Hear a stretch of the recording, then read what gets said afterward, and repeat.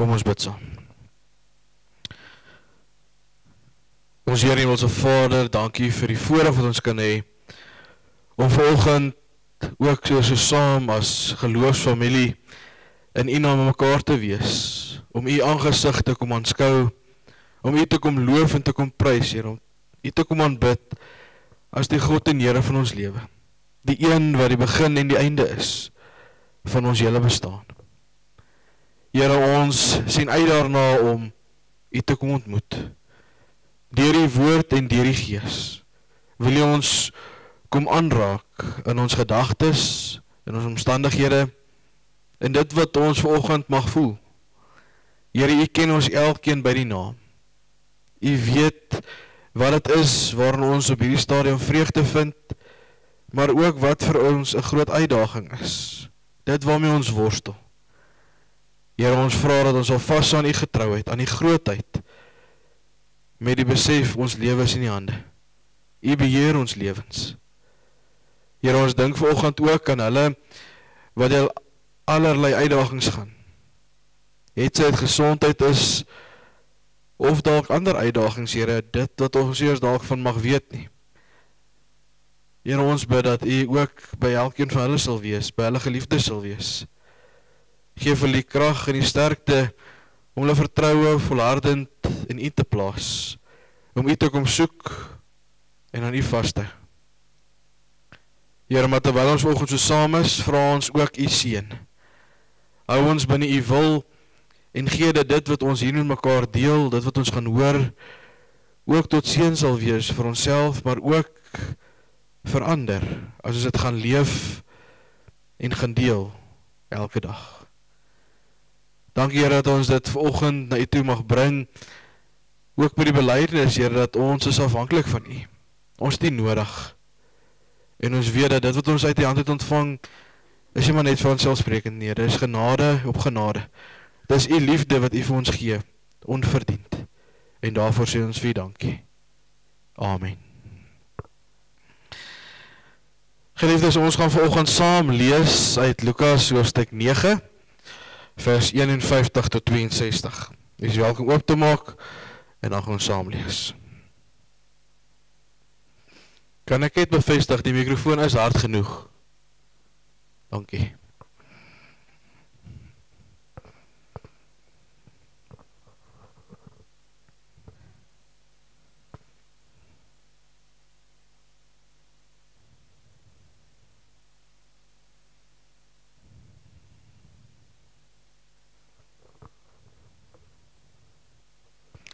Die gedeelte wat ons saam lees vanoggend val so oor twee indelings, as ons gaan kyk na die 83 vertaling. Die eerste opskrif is die Samaritaanse dorp wys Jesus af, en dan die tweede ene, hoe Jesus gevolg moet word. Kom ons lees hierdie paar verse saam.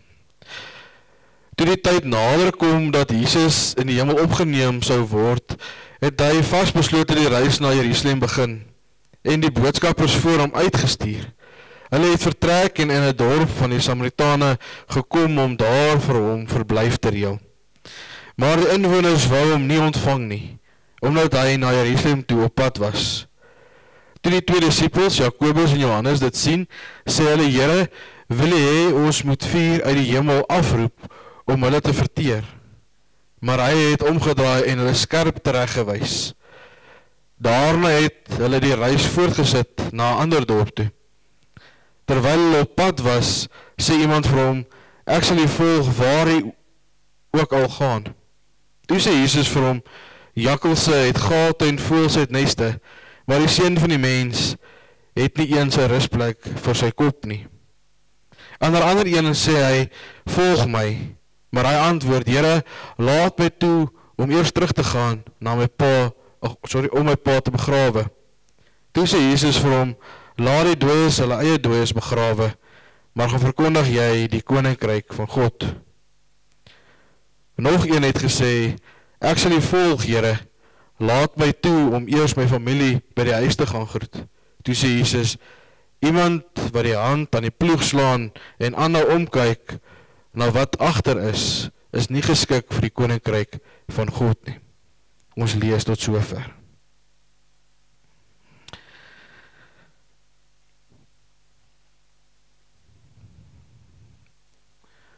Geliefdes, hierdie is 2 gedeeltes wat ons vanoggend saam gelees het, wat baie trefkrag het. Veral as ons gaan kyk in die optrede en die lewe van Jesus self. En daarom gaan ons vanoggend stilstaan by so 3 gedeeltes, wat juis gaan oor Jesus, en hoe hy reageer en optree in hierdie 2 gedeeltes. Wanneer ons kyk na die wêreld rondom ons, dan kan ons mekaar sê dat elke dag bestaan uit 'n klomp opsies of keuses wat ons moet maak. Ons hoor baie keer die woorde, ek sal of ek wil my opsies oophou. So asof ons nie gereed is om 'n finale stap te neem nie. Maar dan kom roep Jesus ons nie om net 'n deel van ons lewe aan hom toe te wy en om op 'n deel van ons lewe te volg nie, maar om hom totaal en al ons lewe te maak. Hy roep ons om hom bo alles in ons lewe te kies. Ons hele mens wees. Niks staan daar buite nie. In Lukas 9 vers 51 tot 62 sien ons hoe Jesus homself volkome kon verbind aan die kruis. Jesus wat die weg maar te goed ken waarop hy loop. En hy dieselfde onverdeelde toewyding van sy volgelinge verwag. Dat ons bereid sal wees om te loop en te gaan daar waar Jesus geloop en gegaan het. Daarom vanoggend staan ons stil by die tema wat hier op die skerm is, Jesus eerste, altyd en oral. Jesus eerste, altyd en oral. Dit dink maar aan die gedeelte wat ons in Kolossense 3 vers 11 ook kry, daai laaste gedeelte van daardie vers wat sê, hier is Christus alles en in almal. Dit veronderstel dat Jesus my hele lewe is. Dat ek nie meer verskoning aanbied nie, dat ek nie 'n uitkom kan soek nie, maar dat ek eenvoudig oorgee en sê, Jesus is dit wat my lewe bepaal. Maar as ek kom by Jesus, dan is die eerste gedeelte waarby ek wil stilstaan, Jesus se volharding. Lukas wys vir ons dat Jesus weet wat kom. Lyding, verwerping, maar ook later die kruis. Dis nie vir hom nuus dat die Samaritane hom nie aanvaar en verwelkom nie. Hy was dit te wagte gewees. Tog kies sy doelbewus hierdie pad en om te volhard op hierdie pad. Jesus wys vir ons wat dit beteken om gehoorsaam te wees aan God. Nie net wanneer dit maklik is nie, maar veral wanneer dit iets van ons vra, wanneer dit ons iets gaan kos, kom wys hy ons hoe lyk die volharding. Jesus is vasbeslote op pad na Jerusalem. Hy is doelgerig, vasberade, om hierdie pad van lyding, wat gaan lei tot verlossing, aan te loop.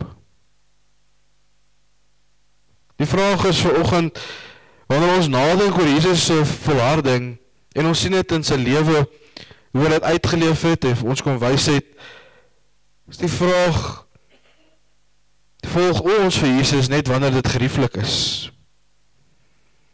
Of is ons ook bereid om met die tye wat met uitdaging gepaard gaan, te volhard en saam met Jesus te stap? Selfs al raak hierdie pad hoe moeilik, om te sê, ek gaan volhard, want Jesus het volhard. Hy het my geleer hoe lyk dit om te volhard. En ek weet hy is aan my kant, daarom kan ek ook volhard. Maar dan kom ons ook by Jesus wat verwerp word. En dit is wel interessant, hierdie is nou wel stokmannetjies, maar om Jesus te verwerp is baie keer so maklik, soos daai middelste mannetjie, om net 'n kruis oor Jesus te trek en te sê, dis my onrelevant. Ek gaan nie agslaan op wie hy is nie. Die Samaritane weier om Jesus te ontvang. Daar's nie 'n rusplek vir sy kop nie. Daarom gaan hy maar net verder voort op hierdie pad. Wanneer ons kyk na die Jode en die Samaritane, dan was daar politieke en godsdienstige, maar ook historiese redes vir hierdie vyandskap wat tussen hulle was. Hulle het nie eintlik, soos dan ons dag en tyd moet praat, ooghare vir mekaar gehad. Met vooropgestelde idees wat hulle gehad het. Dink maar later aan die verhaal wat ons ook kry in evangelies van Jesus wat die vrou by die put ontmoet, die Samaritaanse vrou, wat vir sy disippels vreemd was. Maar Jesus kom tree oor die grense wat deur die mense daar gestel is.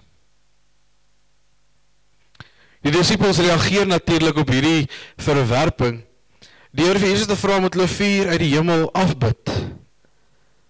Maar dan sien ons dat Jesus hulle swaar teregwys. Hy bestraf eintlik hierdie gedagte van hulle. Ek dink amper Jesus wou eintlik vir hulle gesê het, wat dink julle doen julle? Dat gaan nie oor wat die disippels wil doen op die einde van die dag nie, maar wat God wil doen deur Jesus. En gelukkig het Jesus hierdie volwassenheid gehad en geloofsonderscheiding gehad om te weet, dit gaan nie nou oor oordeel nie, maar oor die voorbeeld wat harder gaan praat. Om nie daar te oordeel nie, maar om te sê, ons gaan net verder aan. Die geleentheid sal kom om die evangelie te deel en ook tot die Samaritane te spreek. Jesus kom en hy kom aanvaar hierdie verwerping sonder om 'n wraakgedagte, 'n wraakhouding aan te neem. Hy wys dat sy pad een van genade is en nie vergelding nie. Jesus was nie altyd met enthousiasme ontvang nie. Selfs nie deur die mense waarvan ons dit sou verwag nie. Soos kyk na Jesus se lewenspad en die boodskap wat die ronde gedoen het en hom vooruit gegaan het, sou mens dink daar waar hy kom, sou mense hom graag wou gesien het, graag wat hom tyd wou spandeer het, hom sou ontvang het, hom verwelkom het. Maar dit gebeur nie. Die teendeel gebeur. Jesus word verwerp. Wanneer ons dit na ons eie lewe toe bring, kan ons mekaar sê dat wanneer ons vir Jesus kies, moet ons self dalk gereed maak dat mense ons ook dalk met tye gaan verwerp en nie bereid gaan wees om die pad saam met ons te stap nie. Maar soos Jesus word ons geroep tot liefde en nie wraak nie, om genadig te wees en nie te veroordeel nie.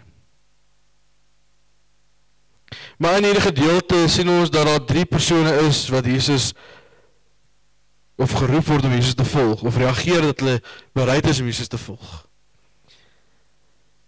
Maar dan kry ons reaksie uit hulle uit. Die eerste ene sê ek sal U volg waarheen U ook al gaan. Maar dan Jesus wat waarsku dat die Seun van die mens nie 'n plek het om sy kop neer te lê nie. Hierdie roeping om Jesus te volg is nie 'n maklike roeping nie. Dit vra opoffering. Die tweede ene vra, laat my toe om eers my pa te begrawe.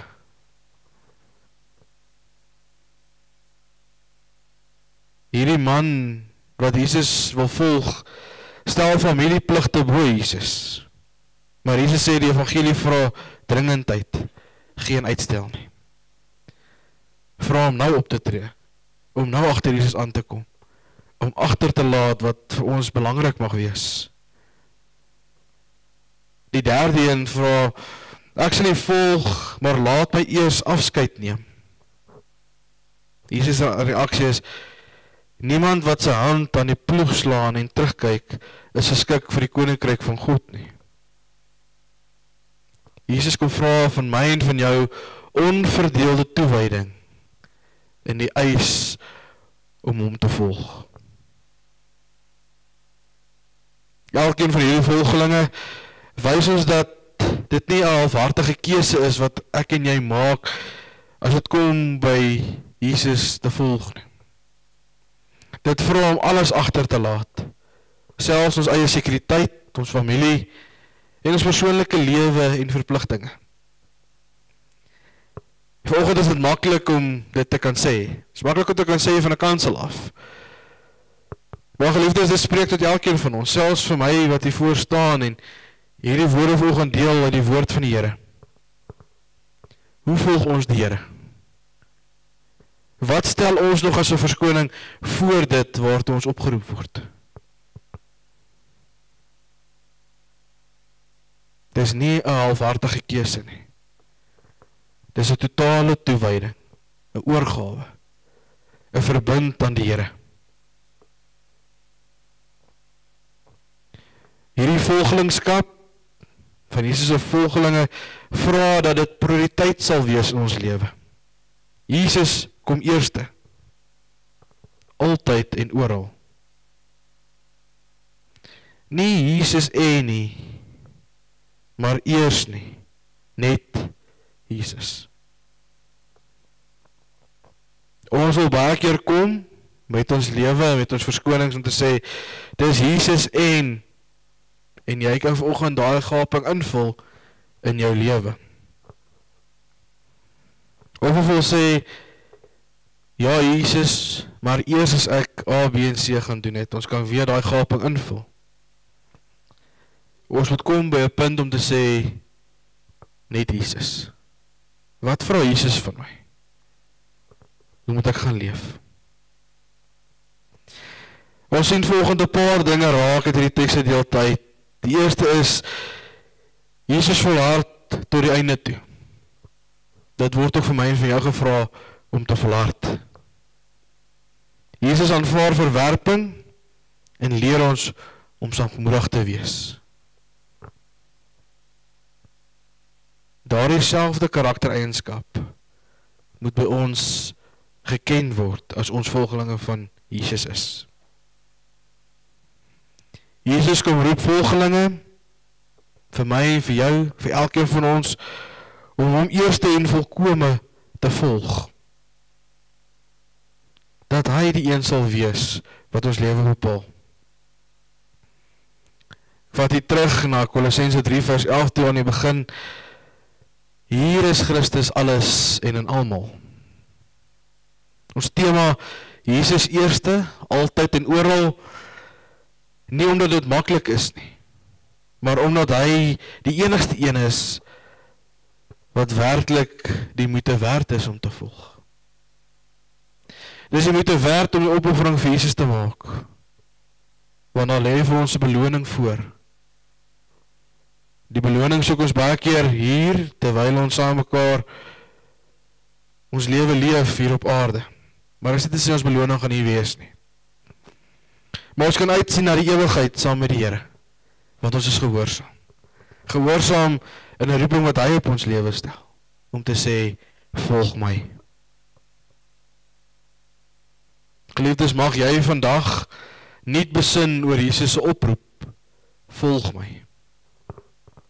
En wanneer ons daar besin, mag dit wees sonder voorwaardes, sonder uitstel, sonder terugkyk, maar met die vooruitsig en die oortuiging, Jesus eerste.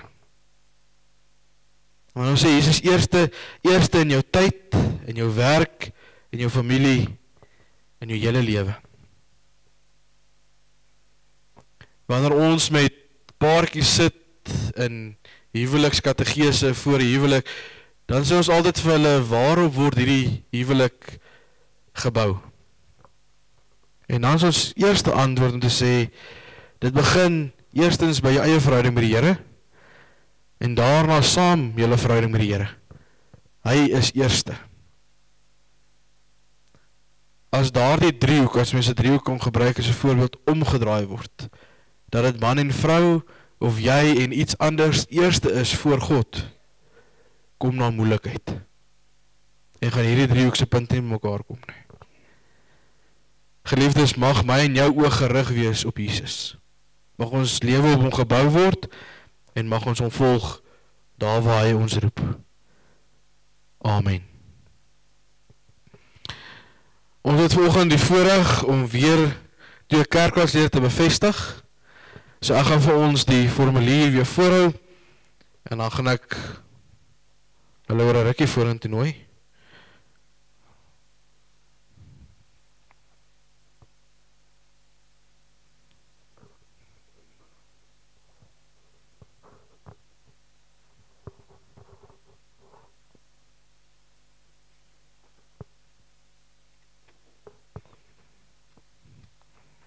Gee my net 'n oomblik, my plek het weggeval.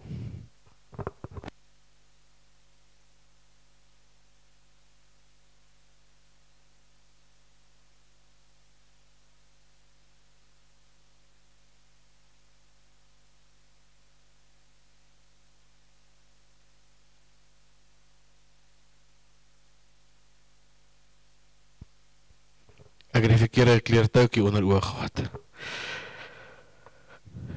Ek gaan vir ons die formulier eers voorhou en dan gaan ek daarna vir Hansie en vir Elise vra om die voor my aan te sluit. Geliefdes, hulle name is afgekondig vir 2 weke en ons het geen skrywe ontvang of rede ontvang om hulle nie as leiers te bevestig nie. En daarom is dit vanoggend my voorreg om hulle as kerkraadslede dan ook te bevestig.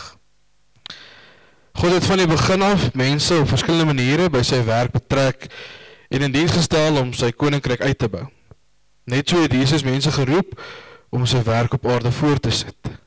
Sy woorde aan die disippels bevestig dit.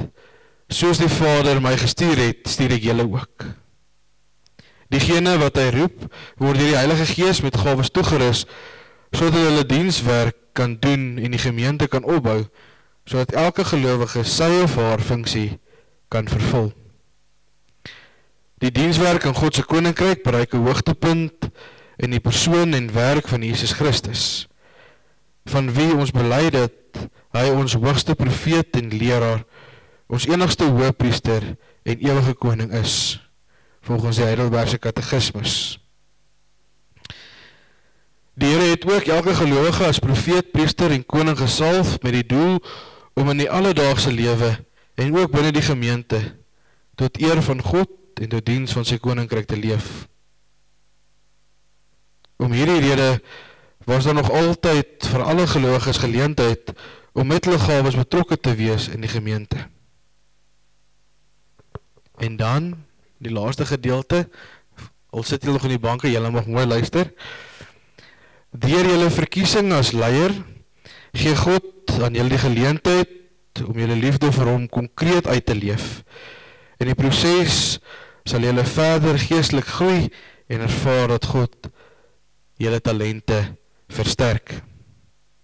Ons as gemeente beloof om aan julle ons respek en samewerking te gee en onderneem om julle in gebed aan die Here op te dra en sien met verwagting uit hoe God se beloftes ook in julle lewe waar maak. Ek wil vra Elise en Hansie, julle kan nie voor by my kom staan. Dan gaan ek weer die vrae vir julle voor.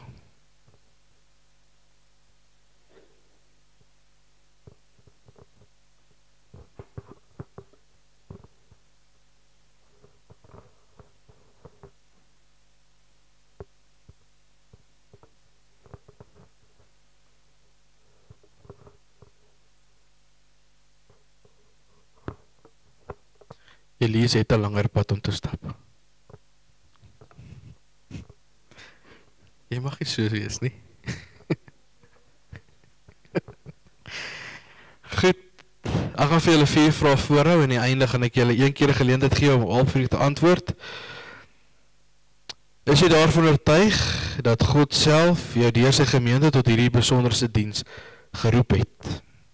Tweede, aanvaar jy die Ou en die Nuwe Testament as die enigste onfeilbare woord van God en as volkome leer van die verlossing en verwerp jy alle leringe wat daarmee in stryd is. Derde, beloof jy om hierdie dienswerk, soos dit aan jou voorgehou is, volgens hierdie leer getrou te vervul. En dan die laaste vraag, beloof jy om tot eer van God te lewe en aanvaar jy dat jou medegelowiges die verantwoordelikheid het om toe te sien dat jy op die regte pad bely. Elise, wat is jou antwoord? Hansie? Goed, ter bevestiging aan die gemeente, beide het geantwoord ja. En is dan my voorreg om julle te verwelkom as kerkraadslede van die gemeente. Baie geluk. Ek gaan vra geliefdes dat Johan net by my voor aansluit, dan gaan ons net vir hulle iets oorhandig en geluk sê, en dan sal ons verder gaan.